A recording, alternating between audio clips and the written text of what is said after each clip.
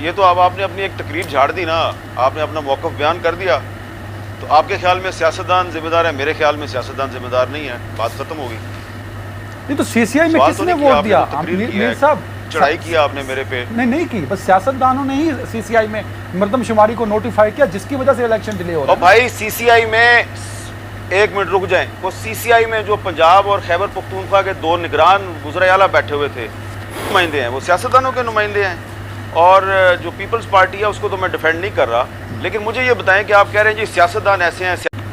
Welcome नाजरीन, मैं हूं नवीद काश और आप देख रहे हैं बॉल पिंक न्यूज़। नाजरीन कराम, कहते हैं कि सहाफ़त का जो मामला है वो इस कदर नाजुक है कि सहाफ़ी अगर कोई सवाल करता है और जवाब देने वाला अगर उस सवाल को सुनकर तैश में आ जाता है तो सवाल करने वाला सहाफ़ी उसके गुस्से को हज़म करने का पाबंद होता है। आइए इस वीडियो में देखते हैं, फिर मैं अपनी राय भी आपसे शेयर करता हूँ। सर, मैं बड़ी माजरत के साथ प्रोफेसर वारिस मीर से हामिद मीर तक, ये जो आइन है इसका कितनी मरतबा कत्ल हुआ और हर मरतबा हमने कत्ल का इल्ज़ाम इस्टेब्लिशमेंट पर डाल दिया और ज़िम्मेदार वो सियासतदान रहे जो हमेशा पवित्र रहे। सीसीआई में नोटिफाई इन सियासतदानों ने किया, हर दफ़ा एक्सटेंशन इन सियासतदानों ने दी, हर दफ़ा सियासी इंतकाम का निशाना बनाने के लिए आला कार्य सियासतदान बने। तो मेरे ख्याल में प्रोफेसर वारिस मीर के फर्जंद होने के नाते कम से कम सर हम एक लॉयल, तो ऑफ कोर्स आपके बुज़ुर्ग हैं, वो मेरे भी उस्ताद हैं, आप मेरे उस्ताद हैं, तो हमें लॉयल तो होना चाहिए। एक ही शख्स को और एक ही इदारे को और एक ही तरफ कटहरे में खड़ा कर दें, वो इन सियासतदानों पे से भी तो पूछे ना सर। पीपल्स पार्टी ने भाग के सीसीआई में वोट दे दिया, अब बाद में कहते हैं जी हम तो 90 रोज़ में इलेक्शन चाहते हैं। इन्हीं सियासतदानों ने जो अब कह रहे हैं कि आइन पामाल हो जाएगा, 90 रोज़ में इलेक्शन नहीं होते, तो हामिद मीर क्यों नहीं इनको कटहरे में खड़ा करता? इन सियासतदानों को जिन्होंने कानून बनाया एक्सटेंशन का, उनको क्यों नहीं खड़ा करता? जिन्होंने भाग भाग के वोट दिए, तो मेरा ख्याल में अब तो हम इन सियासतदानों को गिरबान पकड़ना चाहिए, क्योंकि हम तो इनको वोट देते हैं ना सर। तो ये तो अब आपने अपनी एक तकरीर झाड़ दी ना, आपने अपना मौक़िफ़ बयान कर दिया।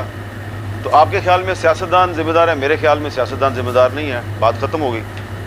नहीं तो सीसीआई में किसने वोट दिया? मीर साहब चढ़ाई किया आपने मेरे पे। नहीं की, बस सियासतदानों ने ही सीसीआई में मरदमशुमारी को नोटिफाई किया, जिसकी वजह से इलेक्शन डिले हो रहा है। भाई सीसीआई में, एक मिनट रुक जाएं, वो सीसीआई में जो पंजाब और खैबर पख्तूनख्वा के 2 निगरान गुजरायाला बैठे हुए थे, नुमाइंदे हैं, वो सियासतदानों के नुमाइंदे हैं।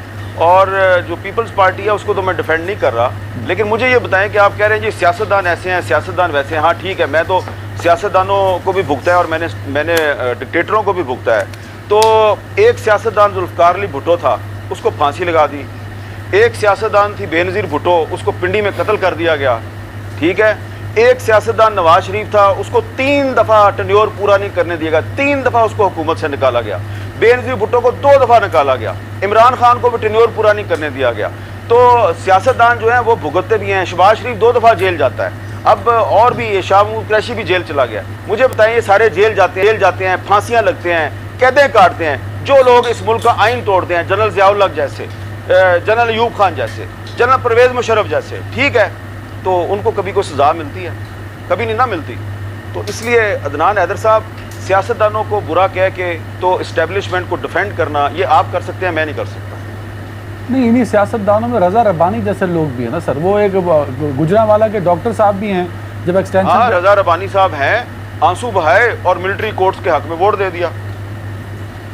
तो इसका मतलब सर फिर वही बात आ गई ना कि दे आर रिस्पॉन्सिबल। अगर आज हामिद मीर कॉलम लिखता है कैपिटल, ये रिस्पॉन्सिबल है, इसलिए रिस्पॉन्सिबल हैं, दे आर रिस्पॉन्सिबल, ये बात दुरुस्त है, ये रिस्पॉन्सिबल हैं, लेकिन ये इनको फिर इनके ट्रैप में नहीं ना आना चाहिए। ये क्यों आते हैं उनके ट्रैप में? ना आए। तो मैं कह रहा हूँ सियासतदान अगर ट्रैप में अगर सियासतदान ट्रैप में आ जाते हैं तो हामिद मीर भी सियासतदानों की तरह ट्रैप में आ जाए और अदनान हैदर के दबाव में आके अदनान हैदर की तकरीर सुन के हाँ अदनान हैदर साहब आप सही कह रहे हैं, ये सियासतदान ही बुरी है, एस्टेब्लिशमेंट तो बहुत अच्छी है। वो आपके दबाव में नहीं आएगा। नहीं, मेरी हमदर्दियां आपके साथ हैं, क्योंकि आपको बड़ी माजरत के साथ ये जुमला ना बोलते हुए नहीं, बिल्कुल आप गलत कह रहे हैं। आपकी बिल्कुल हमदर्दी मेरे साथ नहीं है। नहीं सर, आपकी हमदर्दी जिनके साथ है वो आपकी तकरीर से पता चल गया। नहीं, अब मैं अपने उस्ताद को चैलेंज नहीं कर रहा, बट ये सच है कि हर सियासी जमात जब हुकूमत में होती है वो आपको बुरा कहती है और हर दफ़ा की एस्टेब्लिशमेंट हामिद मीर को बुरा कहती है। तो कहीं ना कहीं इतना सच ना बोला करें ना सर, कभी सच को भी दरमियाना कर दिया करें। चलें, आप ये कह लें कि एस्टेब्लिशमेंट में और सियासतदानों में कोई फ़र्क नहीं है, जो भी हुकूमत में आता है मेरे खिलाफ होता है। और जो भी इस्टेब्लिशमेंट की लीडरशिप होती है वो मेरे खिलाफ हो जाती है, या मैं गलत हूँ या ये गलत है। लेकिन मैं तो आपको सीधी सी बात कर रहा हूँ, मैं तो इस आइन के साथ खड़ा हूँ, कल भी आइन के साथ खड़ा था, आज भी आइन के साथ खड़ा हूँ, परसों भी आइन के साथ खड़ा रहूँगा। अल्लाह करे ये आइन पामाल ना हो। टाइम कम है सर। मीर साहब ये बताइए, अब जो फरवरी में इलेक्शन चले गए हैं, कुछ लोग ये खदशा जाहिर कर रहे हैं कि फरवरी के बाद भी जा सकते हैं, पर बतौर एक सहाफ़त के तालिब इल्म मुझे समझ नहीं आ रही ये बात कि मार्च में तो आधा सेनेट भी खाली हो जाएगा, तो फरवरी के बाद तो जाने के चांसेस ही नहीं है हमारे पास sir. There is no option के फरवरी। तो ये परसेप्शन क्यों बिल्ड हो रहा है? बहुत दूर है, फरवरी तो बहुत दूर है। आइन के आर्टिकल 224 के मुताबिक ये इलेक्शन 90 दिन में होना चाहिए। ये इलेक्शन 10 नवंबर से आगे नहीं जा सकता। अगर ये 10 नवंबर से आगे जाएगा तो ये तौहीन पार्लियामेंट है। तौहीन पार्लियामेंट इसलिए है कि इसी अगस्त के महीने में पार्लियामेंट के ईवान बाला सेनेट ऑफ पाकिस्तान ने ये मुतफ़िका करारदाद मंजूर की, हुकूमत और अपोजिशन दोनों ने मुतफ़िका करारदाद मंजूर की कि असम्बली के डिज़ोल्व होने के 90 दिन के अंदर इलेक्शन होना चाहिए। तो अब अगर इलेक्शन कमीशन कह रहा है जी कि हम 90 दिन में इलेक्शन नहीं करवा सकते, तो ये पार्लियामेंट की तौहीन है। और इससे कुछ दिन पहले मई के महीने में पार्लियामेंट ने एक कानून मंजूर किया था जिसका नाम है तौहीन पार्लियामेंट का बिल। तो उस बिल के तहत अगर कोई पार्लियामेंट की तौहीन करता है तो उसको कम से कम 6 महीने की सज़ा होगी और उसको 10 लाख रुपए जुर्माना होगा। तो चीफ इलेक्शन कमिश्नर साहब अगर 90 दिन के अंदर इलेक्शन नहीं करवाते तो ये ना सिर्फ आइन ने पाकिस्तान की खिलाफ वर्जी है बल्कि ये पार्लियामेंट की तौहीन है और उनके खिलाफ तौहीन पार्लियामेंट का जो कानून है उसके तहत कार्रवाई होनी चाहिए और उनको बिल्कुल ठीक कह रहे हैं 6 महीने की सजा मिलनी। आप जिस 224 को प्रोटेक्ट कर रहे हैं कॉन्स्टिट्यूशन ऑफ पाकिस्तान 1973 में सर, वहीं 51(5) भी तो है ना सर। डिलिमिटेशन की बात होती है, जब मर्दमशुमारी नोटिफाई कर देती है सीसीआई तब इलेक्शन कमीशन। तो डिलिमिटेशन भाईजान, और डिलिमिटेशन जो है उसकी भी बात सुन लेना। तो पिछले साल इसी इलेक्शन कमीशन का जो सरबराह है उसने सुप्रीम कोर्ट ऑफ पाकिस्तान के सामने 1 साल पहले ये ऐलान किया था, यकीन दहानी करवाई थी कि अक्टूबर 2022 तक हम डिलिमिटेशन मुकम्मल कर लेंगे, मुर्दमशुमारी भी हो जाएगी, सब कुछ हो जाएगा। तो उसके बाद उन्होंने कहा अच्छा ये ठीक है, तो वो अक्टूबर की छोड़े, अब तो अगस्त आ गया है। तो ये अब आप जो मर्जी कह लें, मेरा एक पॉइंट ऑफ व्यू है, मैं अब आपकी दबाव में आके अपना पॉइंट ऑफ व्यू नहीं तब्दील करूंगा।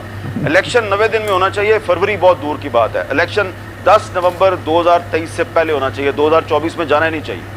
तो नाज़रीन कराम, आपने वीडियो देखी, ये बहस व मुबाहिसा तो गया भाड़ में कि इलेक्शन 90 दिन में कराने चाहिए या नहीं, होने चाहिए या नहीं, किस सियासतदान ने 90 दिन के इलेक्शन की कितनी हिमायत की और किसने कितनी मुखालफत की, किस सियासतदान ने किस मोड़ पे इलेक्शन चाहा और किस मोड़ पर मुकर गया, ये तो एक अलग ही बहस है। इस शो की जो ख़ास बात है वो है हामिद मीर का गुस्सा। आइए इस पर ज़रा एक गहरी नज़र डालते हैं।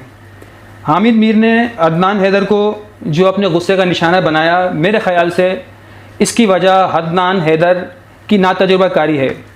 अदनान हैदर ने जो सवाल हामिद मीर से कहा कि सियासतदान ही इस्टेब्लिशमेंट का साथ देते हैं और फिर बाद में चिल्लाते भी हैं कि इस्टेब्लिशमेंट ने हमारे साथ ये कर दिया, हमारे साथ वो कर दिया, तो वो यही बात हामिद मीर से कहलवाना चाह रहे थे कि वो भी इस बात को माने और जवाब में यही जवाब दें कि हाँ सियासतदानों की गलती है। मगर हामिद मीर ने नोमान हैदर को झाड़ के रख दिया, कहा कि मैं तुम्हारे प्रेशर में आके वो जवाब क्यों दूँ जो तुम मुझसे कहलवाना चाहते हो। और क्योंकि यही चूरन हामिद मीर सारी दुनिया के आगे बेचते हैं, अब अदनान हैदर जब ये चूरन हामिद मीर को बेचने लगे तो उनको गुस्सा तो आना है ना। वो कहते हैं ना कि यार हम दुनिया को टोपी पहनाते हैं, तुम हमें ही पहना रहे हो। तो ये वही बात थी। तो मेरा इसमें जो मेरी अपनी राय है वो यही है कि अदनान हैदर का सहाफ़त का जो ज़ोर कलम वो आजमाना चाह रहे थे हामिद मीर के ऊपर, वो दुरुस्त नहीं था। तो जहाँ तक मेरी राय है, हामिद मीर के गुस्से की वजह अदनान हैदर की नातजुर्बाकारी सहाफ़त थी। फिर भी हामिद मीर का जो गुस्सा था वो वैलिड नहीं था, उनको गुस्सा नहीं करना चाहिए था, चाहिए उनके शागिर्द ही क्यों ना हो, उनको कुछ मस्बत जवाब देना चाहिए था। अच्छा गुस्सा किया भी तो इतना लाउडली नहीं कहना चाहिए था, जिस तरीके से भड़क कर वो उन्होंने इतनी बुलंद